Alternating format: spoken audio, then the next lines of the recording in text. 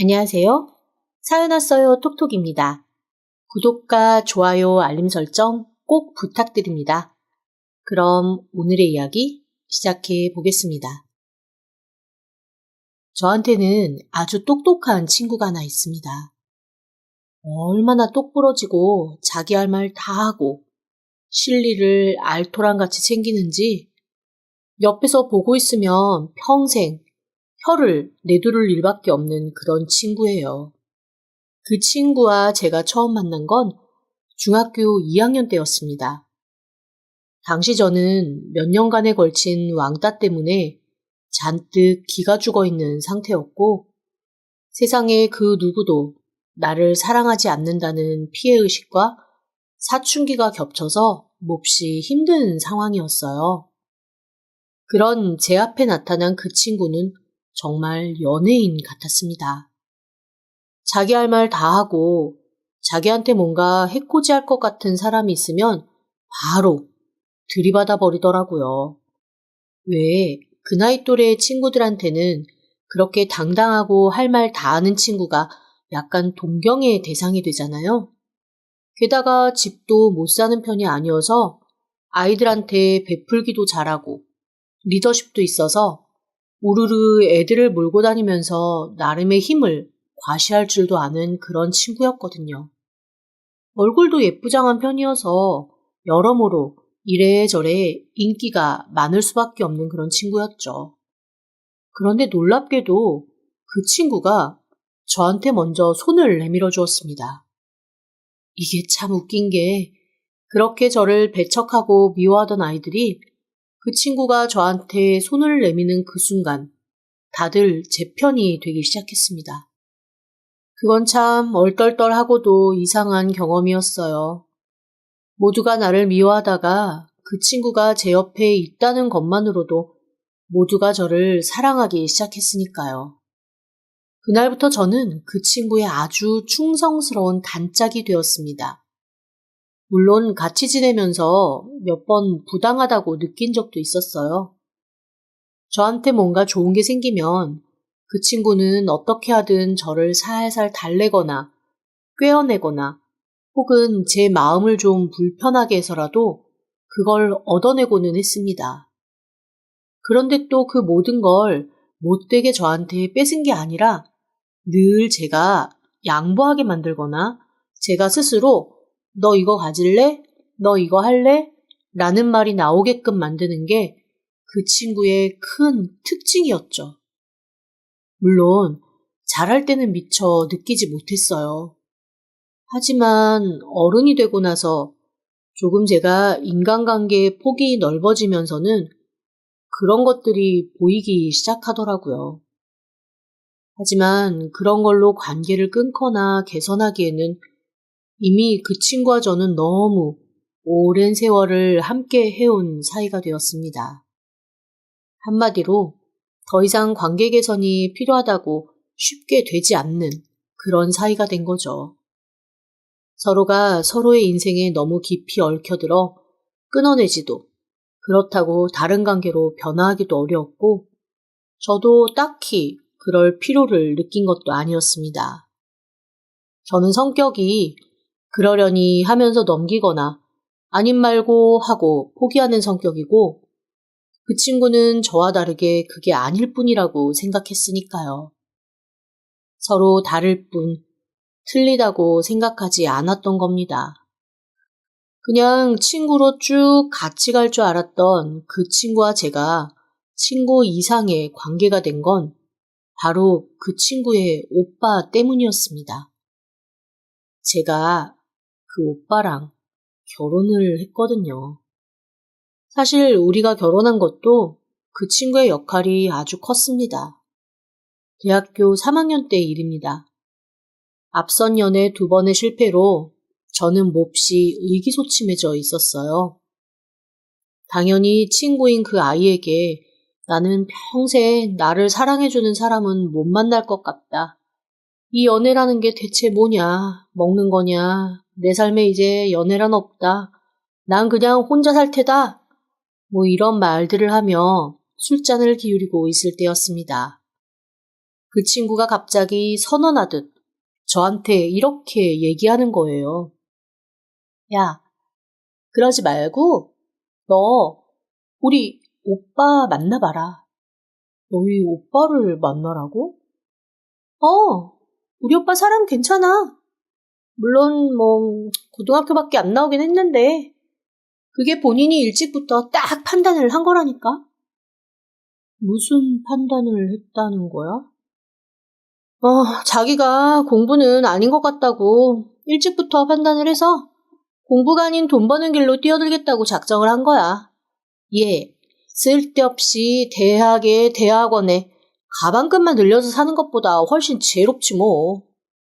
사실 그 얘기를 듣고 처음에는 별로 당기지가 않았습니다. 제가 학벌에 대한 어떤 콤플렉스나 편견이 있는 건 아니었지만 그래도 저는 어느 정도 제가 만나는 남자가 저랑 비슷한 학벌을 가졌으면 좋겠다라고 마음 한켠 바라고 있었거든요. 그런데 하도 친구가 적극적으로 자기 오빠를 만나보라고 권하니 그걸 또 매몰차게 거절하기는 힘들더라고요. 그렇게 얼결에 만난 남자는 깜짝 놀랄 정도로 사람이 좋았습니다. 뭐랄까, 제 친구가 욕심과 집착, 질투, 이런 것들의 결정체라면 이 남자는 너그러움과 배려의 결정체 같았어요. 두 사람을 딱 반씩 갈라서 섞어 놓으면 정말로 완벽한 사람이 나올 것 같다라는 생각이 들 정도였죠. 저는 친구의 적극적인 지원 아래 연애를 시작했고 물 흘러가듯 그 사람과 사랑에 빠졌고 결혼을 했습니다. 사실 결혼할 때도 그 친구 때문에 약간 에피소드가 있기는 했어요. 저랑 제 남편이 3년을 연애를 했거든요. 3년 연애하고 이제 우리 결혼하자라는 얘기가 나오자 갑자기 제 친구가 자기가 먼저 결혼을 해야겠다고 우기고 나선 겁니다. 저보다 늦게 결혼하기가 싫다는 이유였어요. 사실 그 친구 당시에 남자친구도 없었거든요. 오빠인 제 남편이 너무나 황당해하며 너는 이런 것도 경쟁하냐고 그놈의 경쟁 심리 좀 제발 좀 이제 그만하라고 한마디 하더라고요. 시어머니 시아버지도 오빠보다 여동생이 먼저 결혼하는 경우가 어디 있냐고. 그리고 사귀는 사람이 있으면 몰라도 사귀는 사람도 없으면서 그게 무슨 어거지냐고 만류하셔서 간신히 그 고집을 꺾었습니다. 그때 처음으로 친구가 좀 무섭기는 했어요. 남편이 그러더라고요. 잘할 때부터 뭐든 자기가 이겨야 하고 자기가 다 가져야 해서 자기가 너무 피곤했다고 그러면서 이러는 겁니다. 내가 대학도 왜 안 가는 줄 알아? 사실 내 성적으로는 제가 다닌 대학보다 훨씬 좋은 대학을 갈 수 있었어. 그런데 제가 나보다 등급 낮은 대학밖에 못 가잖아? 우리 집은 그때부터 지옥이 될 게 뻔한 거지. 아마 10수, 11수를 해서라도 어떻게 하든 내가 간 대학이나 더 좋은 대학을 들어가야지 저 성질이 풀렸을걸? 우리 엄마 아빠 불쌍해서 그래 차라리 내가 대학 가지 말고 돈이나 벌자 하고 대학을 안 간 거야. 아니 무슨 동생 때문에 그렇다고 자기 인생을 포기해. 지금이라도 필요하면 다시 공부해서 대학 가. 그게 당신한테 필요한 거면. 아니야. 난 지금 삶도 충분히 만족해. 덕분에 남들보다 일찍 자리 잡았고 경제적으로 넉넉해졌으니까. 내가 하는 일이 굳이 학벌이 필요한 일도 아니고 나는 지금은 오히려 넉넉하게 돈 잘 벌어서 내가 사랑하는 여자랑 앞으로 태어날 아이들이랑 행복한 가정 꾸리는 게 훨씬 더 중요해. 담담하게 웃으면서 그렇게 얘기하는 남편을 보며 마음 한편에 살짝 찜찜함이 몰려왔습니다. 그렇게 약간 뾰루퉁하게 자기가 저보다 먼저 결혼하지 못해 토라져 있는 것 같은 친구, 아니 시누이를 두고 결혼을 한 후 1년간 저는 알게 모르게 저한테 툴툴거리는 시누이의 비위를 맞추느라 아주 진이 다 빠질 지경이었습니다. 그 툴툴거림은 제가 결혼하고 1년 반 뒤 시누이가 결혼을 하면서 비로소 끝나게 되었죠. 그리고 시누이가 결혼하겠다고 데리고 온 남편감을 보면서 그제야 확실하게 알 수 있었습니다. 정말로 경쟁심이 어마어마하구나라는 걸 말이죠. 시누이가 데려온 남편은 여러모로 제 남편보다 조건이 좋았습니다. 대학도 아주 좋은 대학을 나오고 돈도 꽤 잘 벌겠더라고요. 그리고 그걸 노리고 이 남자를 골라서 만났다는 게 상견례 자리에서 아주 확연히 느껴졌습니다. 분명 자기 오빠임에도 불구하고 저한테 계속 남편들끼리 친하게 지내면 좋은데 말이 잘 통할지 모르겠다며 얘가 자기 오빠를 자꾸만 깎아내리는 거예요. 이건 아무리 봐도 자기 오빠를 먼저 생각하는 게 아니라 제 남편을 깎아내리고 싶어하는, 즉 친구인 저한테 대한 경쟁심 때문에 관계가 어떻게 얽혀 있는지를 잊어버리고 있는 듯한 모습이었습니다. 황당하고 어이없었지만 뭐 그러려니 넘어갔죠. 제가 거기서 대거리를 해봐야 아무 소용이 없잖아요. 어쨌건 찜찜한 상견례가 끝나고 돌아오는 길 저는 남편한테 이렇게 얘기했습니다. 친구 사이일 때 몰랐던 게 가족이 되고 나니까 더 잘 보이네. 씁쓸하기도 하고 좀 애매하기도 하고. 그나저나 당신 많이 속상했지. 그랬더니 남편이 정말 타격감 전혀 없는 얼굴로 어깨를 으쓱하면서 이렇게 말하더라고요. 하루 이틀 일이야? 그냥 한 귀로 듣고 한 귀로 흘려. 나는 이미 예전부터 그러고 있어. 당신도 쉽지는 않겠지만 그랬으면 좋겠어. 이미 득도 한 듯한 남편을 두고 저도 앞으로 시누이에 대해서는 그냥 한 귀로 듣고 한 귀로 흘리는 자세를 계속 취해야겠다라는 생각을 했습니다. 시누이는 결혼식도 엄청 화려하게 했어요.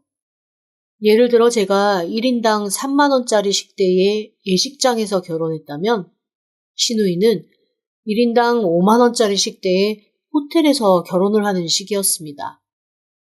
그것 때문에 시부모님이 엄청 힘들어하셨고 남편이랑 저도 시부모님한테 돈을 좀 보태드려야 할 정도로 시누이는 자기 욕심을 꺾지 않았어요. 학교 다닐 때 친구는 물론이고 사돈의 팔촌까지 다 불러 모아 저보다도 훨씬 많은 하객과 함께 성대한 결혼식을 올렸습니다. 이후로도 시누이의 비교는 계속되었어요. 제가 살고 있는 집 근처에 딱 저보다 큰 평수 같은 브랜드 아파트를 구해서 신혼집으로 들어갔고 뭐든 제가 마련한 것보다 더 좋은 살림을 마련했습니다. 사실 좀 이해가 되지 않더라고요.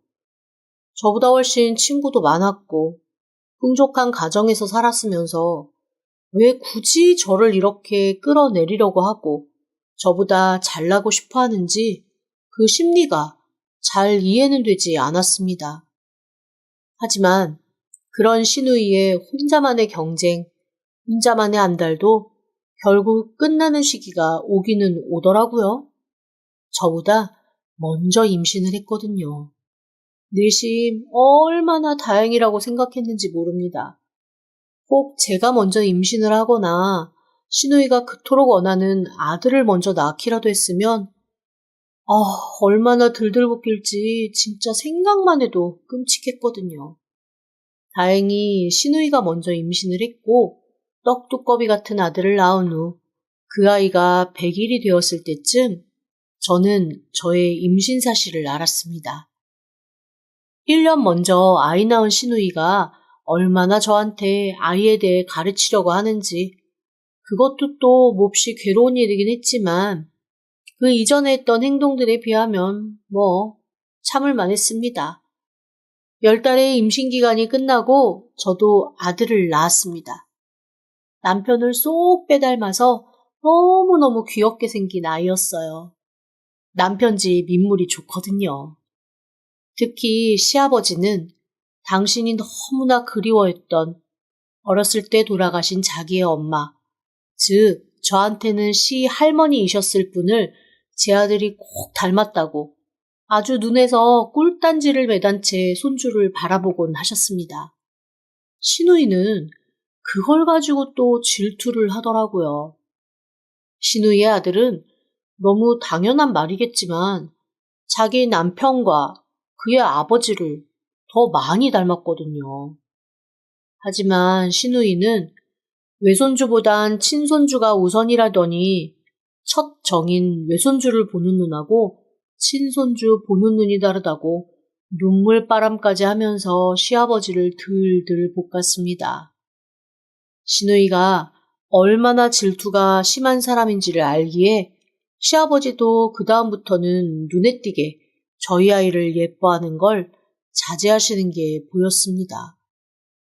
좀 서운했지만 저도 시누이한테 들볶이는 것보다는 그게 낫다 싶어서 시누이가 없을 때만 아이를 데리고 시댁에 가서 아이를 보여주곤 했어요. 이게 살다 보니까 다 요령이라는 게 생기더라고요. 그렇게 몇 년이 지났습니다. 시누이는 아이가 2살도 채 되기 전에 무슨 발달 교육을 한다. 어렸을 때부터 외국어에 노출되어 있어야 외국어를 잘할 수 있다 이러면서 모래놀이 하는 그런 문화센터를 다녀도 꼭 영어 선생님이 있는 데를 찾아서 다니고 아이에게 계속 집에서 영어를 틀어주면서 조기교육에 힘을 쓰더라고요. 그런데 저는 사실 그런 거 별로 좋아하지 않거든요. 제가 어렸을 때 시골에서 잠깐 큰 적이 있는데 제가 살면서 그때의 추억과 기억으로 정말 많은 도움을 받고 있다는 걸 느끼기 때문에 제 아이도 최대한 많이 놀고 많이 즐기고 자연 속에서 뒹굴거리면서 자라기를 원합니다. 남편은 100%제 의견을 존중해 주겠다고 했고요. 그래서 저는 아이가 스스로 글을 읽고 싶어 할 때까지 글을 가르치지도 않았고 가끔 텔레비전을 통해 영어로 된 애니메이션을 틀어주는 것 외에는 노력한 게 없습니다. 그런데 제 아이가 자기 고모 성격을 닮았는지 엄청 뭔가에 한번 꽂히면 그걸 끝장 보는 게 있더라고요. 어린아이인데도 그런 성격이 있다는 게 너무 신기할 정도였어요. 애니메이션 하나를 100번도 넘게 보더니 그 애니메이션에서 나오는 영어를 혼자 외워서 중얼중얼 하기도 하고 퍼즐이나 블록 같은 것도 제대로 자기 마음에 드는 대로 풀리지 않으면 그 어린 게 자기 눈꺼풀을 손가락으로 꾹꾹 눌러가면서 잠을 쫓으면서 밤을 새서라도 해결하곤 했습니다. 저랑 남편은 고개를 설레 저으며 저렇게 살면 인생 피곤해질 텐데 하는 말을 할 정도였죠. 그런데 이게 참 애매한 게 시누이의 아이는 전혀 그런 성격이 아니거든요. 세상 느긋하고 세상 근심 걱정 없는 아이가 바로 시누이의 아이입니다. 자기 엄마가 똥줄 타서 안달복달 다리를 동동 굴러도 그 아이는 자기만의 속도로 천천히 세워라 내워라 하는 타입입니다. 그래서 사촌이지만 제 아이와 시누이의 아이가 만나면 흙과 배, 물과 불, 창과 방패를 보는 듯한 느낌이에요. 둘이 진짜 너무 다르거든요. 그런데 시누이는 그것도 분해 죽겠는지 제 아이를 볼 때마다 자기 아이를 아주 들들 볶습니다. 너도 저렇게 하라는 거죠. 그런데 저는 오히려 시누이의 아이가 훨씬 보기 좋아 보이거든요. 저는 오히려 제 아이가 시누이의 아이처럼 느긋하게 자기 속도대로 자기가 하고 싶은 거 천천히 했으면 좋겠다라는 생각이 더 큽니다. 하지만 세상이 다 자기가 원하는 대로 되나요? 제 아이의 성격대로 살되 조금 덜 피곤하게 살 수 있게끔 저희가 도와주는 것밖에는 없겠죠. 그래서 저는 남편과 오랜 고민 끝에 아이를 가정 보육하면서 홈스쿨링 비슷하게 하기로 했습니다. 아이가 어린이집이나 유아원을 가서도 친구들 사이의 경쟁에 너무 집착하는 거 일찍부터 익숙하게 하고 싶지 않았거든요. 그래서 제가 회사를 파트타임으로 바꾸고 아이를 집에서 돌보기 시작했죠. 또래 아이들과 무언가 학습하면서 경쟁하는 게 줄어드니 아이의 지나친 경쟁심도 조금 누그러지더라고요. 가정교육을 하기를 잘했다는 생각이 들면서 조금씩 제가 밖에서 일하는 시간을 늘려도 되겠다라는 생각도 들었습니다. 그래서 저와 함께 아이의 공부를 도와줄 가정교육 선생님을 고용하기로 했어요.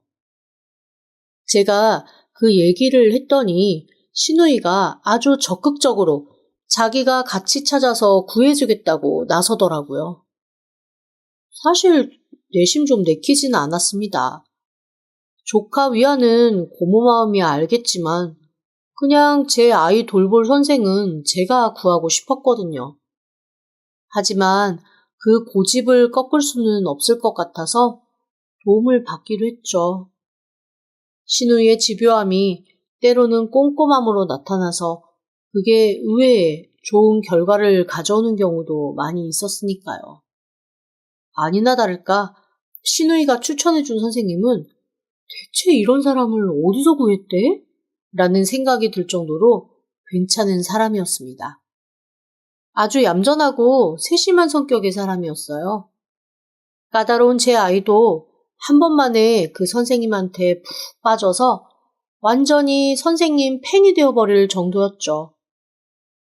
그 선생님이라면 제가 조금 더 일을 많이 맡기고 제 일을 할 수 있을 것 같다라는 안심이 확 오는 분이었습니다. 아이를 얼마나 잘 케어해 주시는지 아이가 안정적으로 변해가는 게 제 눈에 보일 정도였어요. 그렇게 저는 가정보육 시터 선생님의 도움을 받아 조금씩 제 사회생활 범위를 늘려나갔고 아이는 저보다는 선생님과 함께 있는 시간이 더 길어졌습니다. 하지만 안정적인 시간이 길게 이어지지는 못했습니다. 사건은 어느 날 갑자기 꽂히는 번개처럼 제 앞에 나타났어요. 그날도 평범한 여느 날과 다름없이 가족끼리 우리 세 식구 둘러앉아 밥을 먹고 있을 때였죠. 무슨 얘기 끝에 제가 그냥 이렇게 얘기했거든요. 아, 여튼 당신 동생은 참 못 말려. 별다른 말도 아니고 그냥 못 말려. 그 한마디였습니다. 그런데 갑자기 아이가 밥 먹던 숟가락을 탁 내려놓고 씩씩거리며 저한테 이러는 거예요. 엄마는 왜 고모 욕해? 고모가 얼마나 좋은 사람인데. 고모 진짜 멋진 사람이야. 근데 엄마 왜 고모 욕해? 저랑 남편이 너무 놀라서 아무 말도 못하고 아이를 빤히 바라보았습니다. 무슨 소리야? 엄마가 왜 고모를 욕해? 방금 고모 욕했잖아. 엄마 고모 욕한 거잖아. 아니야. 그냥 고모가 엄청 대단하다 그 소리를 엄마가 조금 돌려서 한 거야. 그러지 마. 엄마 아프니까 그러지 말라고.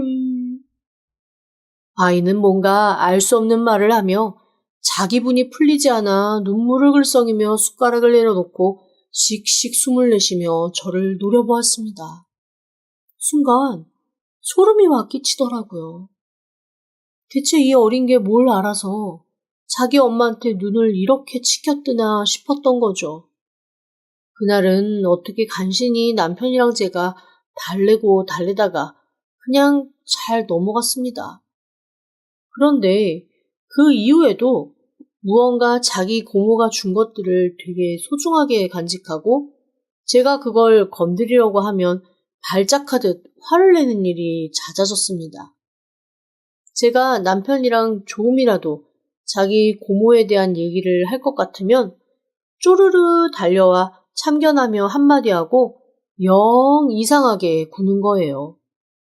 대체 얘가 왜 이러나 어이가 다 없을 지경이었죠. 더 웃긴 건 신우이였습니다. 집이 가까우니 종종 자주 만나는 편이거든요. 그리고 서로 스케줄이 있을 때는 아이를 봐주기도 하고요. 자기 아이와 비교하며 제 아이를 그렇게까지 예뻐하지는 않던 사람이 언젠가부터 제 아이를 보면 꼭 자기 자식 보듯 물고 빨고 아주 이뻐 죽겠다는 듯 구는 겁니다.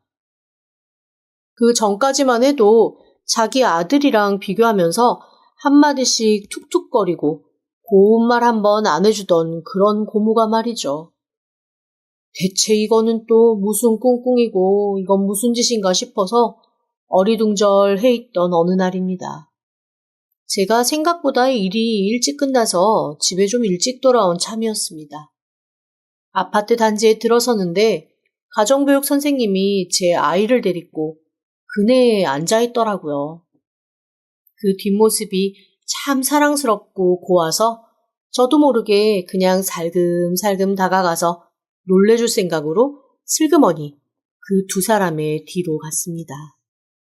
그런데 그때 그 가정교육 선생님이 제 아이를 꼭 끌어안고 토닥토닥 하면서 이렇게 얘기하는 거예요.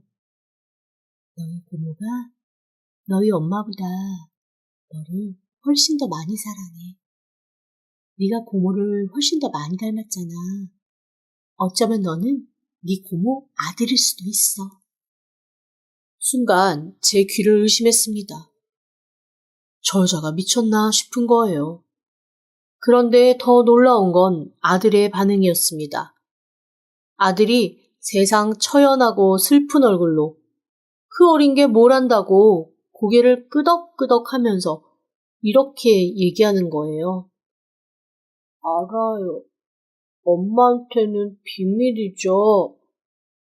제가 너무 놀라 손발이 다 덜덜 떨리더라고요. 대체 저 어린아이한테 얼마나 그 얘기를 많이 했으면 너무나 익숙한 이야기 당연하게 듣고 고개를 끄덕이며 엄마에게는 비밀이지요 라고 반문하겠어요. 눈이 다 뒤집힐 지경이었습니다. 바로 뛰쳐올라가 그 여자의 머리채를 잡았죠. 앞에서 아이가 보고 있는 건 잠시 잊고 말았습니다. 너, 뭐 하는 애야? 무슨 소리 하는 거야? 내가 지금 똑똑히 들었으니 발뺌할 생각하지도 마. 너 뭐 하는 애냐고? 그러자 세상 얌전하고 자유로운 것처럼 보였던 그 보육선생이 갑자기 눈을 희범덕하면서 미친 사람처럼 굴더라고요. 아이 앞에서 이거 큰 사달이 나겠다 싶어 일단 머리채 잡았던 손을 풀고 바로 남편에게 전화를 걸었습니다. 아이는 저를 붙들고 울면서 엄마 이러지 말라고, 엄마 이러면 큰일 난다고 저한테 계속 이상한 소리를 해대는 거예요. 근처에서 일하던 남편이 달려왔고 황당한 얼굴로 서 있던 남편이 자초지종을 듣고는 그 여자를 가만히 노려보며 이렇게 얘기했습니다. 경찰서 갈래요? 아니면 여기서 얘기할래요? 진실을 듣기 전까지는 당신 여기서 한 발자국도 못 움직여요. 그리고는 저한테 이렇게 말했습니다. 당신은 애 데리고 들어가 있어. 내가 일단 얘기 듣고 그리고 당신한테 다시 얘기할게. 저는 충격에 빠져 약간 어리 나간 것 같은 아이를 안고 집으로 들어와 아이한테 차근차근 물었습니다. 아까 전에 선생님이 한 말이 대체 무슨 얘기냐고 말이죠. 하지만 아이는 입을 꾹 다물고 절대 말을 해주지 않더라고요. 내가 모르는 사이에 대체 이게 무슨 일이 있었던 건가 싶어 아이를 꼭 안고 계속 물어봤습니다. 엄마 아무 일도 없을 거야. 그 누구도 엄마하고 우리 애기는 해칠 수가 없어. 그러니까 어서 얘기해. 아이가 더듬더듬 털어놓은 말은 정말 기막힌 것이었습니다. 엄마보다 고모를 더 많이 사랑하고 고모가 하는 말을 잘 들어야 제가 아프지 않고 오래오래 아이 옆에 있을 수 있다고 그렇게 얘기를 했다는 거예요. 그러면서 이런 얘기를 들었다고 엄마한테 얘기하면 그때부터 너희 엄마가 엄청나게 많이 아플 거라고 그랬다네요. 아니, 이 미친 것들이 대체 어린아이한테 무슨 짓을 한 건지 정신이 다 혼미해져 왔습니다. 아이를 꼭 끌어안고 이렇게 얘기했어요. 그런 얘기 다 거짓말이야. 말한다고 해서 엄마가 아프고 안 아프고 그런 게 어딨어. 그리고 나는 네 엄마고 너는 내 아들인데 우리가 서로를 가장 사랑해야 되는 거지. 그렇게 사랑의 순서를 정하고 그런 건 세상에 없어. 그러자 아이가 그동안 얼마나 마음고생을 했는지 눈물을 펑펑 쏟으며 저한테 엄마가 아플까봐 자기 너무 겁났다고 하는 거예요. 머리 끝까지 분노가 치솟아 올랐습니다. 그리고 대체 그 미친 여자가 왜 그런 소리를 했는지 생각하기 시작했어요. 너무 화가 나니까 생각도 진행이 안 되고 멍하기만 하더라고요. 제가 아이를 끌어안고 분이 풀리지 않아 씩씩거리는 동안 아이는 긴장이 풀린 듯 제 품에서 잠이 들었어요. 그리고 아이가 잠든 지 몇 분 되지 않아 남편이 있는 대로 성이 난 얼굴로 집에 들어와서 이러더라고요. 내가 오늘 형제간의 인연을 끊는 한이 있어도 이 기집애 내 가만 안 둘 거야. 무슨 소리야? 그리고 저 보육선생, 내가 저 사람 인생도 아주 철저하게 박살낼 거야. 아니, 무슨 소린지 알아듣게 말하라고. 남편이 들려준 얘기는 아주 가관이었습니다. 질투와 경쟁으로 똘똘 뭉쳐 거의 정신병처럼 집착의 화신이 된 저희 시누이가 친아들이 자기 성에 차지하느니 조카인 제 아들의 사랑을 차지해 아들 삼고 싶었던 모양이더라고요. 보육선생을 고용하면서 그 선생한테 큰 돈을 쥐어주면서 계속 제 아들한테 고모를 더 사랑해야 되고 엄마보다는 고모가 우선이고 고모만큼 제 아들을 사랑하는 사람 없고 고모한테 잘해야 된다는 그 얘기를 끝도 없이 말하게 했던 겁니다. 그래서 그 둘이 그렇게 알콩달콩 좋았던 거였어요. 그리고 그 사실을 저나 남편이 알지 못하게 만약 이 얘기를 저나 남편한테 하면 제가 아주 크게 아플 거라고 아이한테 아픈 가시를 박아뒀던 거더라고요. 제가 평생 저한테 경쟁심 가지고 저를 깎아내리려고 했던 거, 그거는 그냥 그러려니 넘어갈 수 있었습니다. 저와 제 남편 무시하면서 어떡하든 밟고서 자기가 올라서려고 한 거, 그것도 그냥 그러려니 넘어갈 수 있었습니다. 하지만 어린 조카를 흔들어서 제 아들 마음에 나을 수 없는 상책이 남긴 거? 그건 절대 용서할 수 없었어요. 바로 일어나 시누이에게 뛰어갔습니다. 아무것도 모른다는 듯 네가 웬일이냐며 문을 열어주는 시누이의 머리채를 잡고 바로 복도에 내동댕이 쳤어요. 그리고 있는 대로 뺨을 올려붙이고 멱살잡이를 했습니다. 태어나서 한 번도 사람한테 그렇게 맞아본 적 없는 듯 시누이의 눈이 커지면서 엄청 황당한 얼굴이 되더라고요. 제가 네가 한 짓 다 알고 왔다며 가족이고 뭐고 없다고 네 오빠랑 나 너 아동학대로 고소할 거라고 있는 대로 소리를 지르며 펄펄 뛰었습니다. 약간 눈이 절반 정도 돈 채로 시누이를 몰아붙이자 그때서야 자기가 무슨 잘못을 했는지 깨달은 듯 얼굴이 하얗게 질리더라고요. 남편에게 연락을 받고 근처 살고 계시던 시부모님이 뛰어오셔서 자초지종을 듣고는 기가 막히다는 듯 털썩 주저앉아 넋을 놓은 얼굴을 하셨습니다. 그리고는 저와 남편에게 싹싹 잘못을 비시더라고요. 딸 자식 잘못 키워 이 사달이 났다면서 말이죠. 하지만 언제나 온유하게 다 동생한테 져주던 남편이 이번만큼은 자기 져줄 마음 없다고 단호하게 얘기를 하는 겁니다. 신우이가 무릎을 꿇고 손이 발이 되게 빌었지만 남편은 너무나 단호했어요. 뒤늦게 알게 된 신우이의 남편 역시 자기 아내한테 정남이가 떨어진다는 듯 네 경쟁심에 질릴 대로 질렸다며 이혼을 선언했습니다. 아마 모르긴 해도 그동안 그것 때문에 엄청나게 자기 남편도 들들 볶고 아이를 쥐잡듯 잡은 것 때문에 엄청난 갈등이 있었던 모양이더라고요. 남편과 저는 그 보육교사를 고소하고 신우이도 선처 없이 고소하기로 했습니다. 시부모님도 일종의 정신병이라고 생각은 하지만 단단히 혼나지 않는 한 저 버릇 안 고쳐진다며 그냥 너희가 알아서 하라고 하더라고요.